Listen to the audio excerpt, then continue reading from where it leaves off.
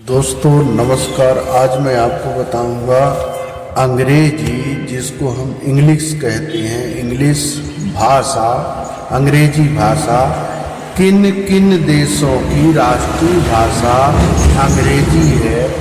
किन देशों में अंग्रेजी को उन देशों की राष्ट्रीय भाषा माना जाता है।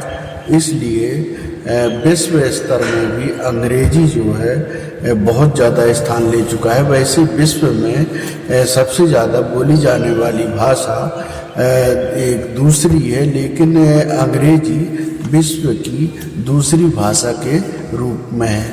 अब मैं आपको बताऊंगा कि किन देशों में अंग्रेजी अपने राष्ट्रीय भाषा का रूप ले ली है।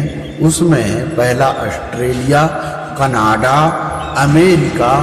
अमेरिका में तो पूरा एक ही भाषा है जो इंग्लिश बोली जाती है, लेकिन भारत के बहुत से लोग जो अमेरिका में जाके बस गए हैं, तो बहुत से लोग वहाँ के हिंदी भी सीखते हैं, हिंदी भी जानने का प्रयास करते हैं, और हिंदी भी बहुत लोग वहाँ अमेरिका में बोलते हैं। ऐसा नहीं है कि वहाँ इंग्लिश ही बोलते हैं, लेकिन वहाँ की राष्ट्रीय भाषा अंग्रेजी है, इंग्लिश है अमेरिका की। यूनाइटेड किंगडम ये भी एक देश है, यहाँ की भी राष्ट्रीय भाषा इंग्लिश है।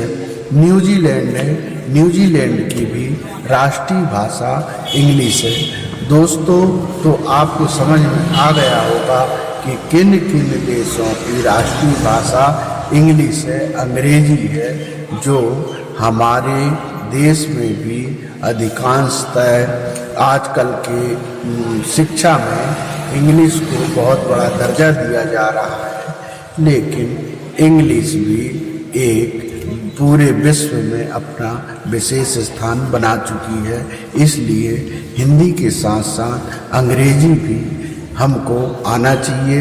ये क्योंकि परीक्षाओं में इंग्लिश और हिंदी का ही बहुत बड़ा महत्व है। भारत में दूसरे देश की तो बात ही है, हर देश की अपनी अलग अलग भाषा होती है, हर देश में अलग अलग भाषाएं बोली जाती हैं। स्थानीय बोली भी अलग अलग हो सकती है।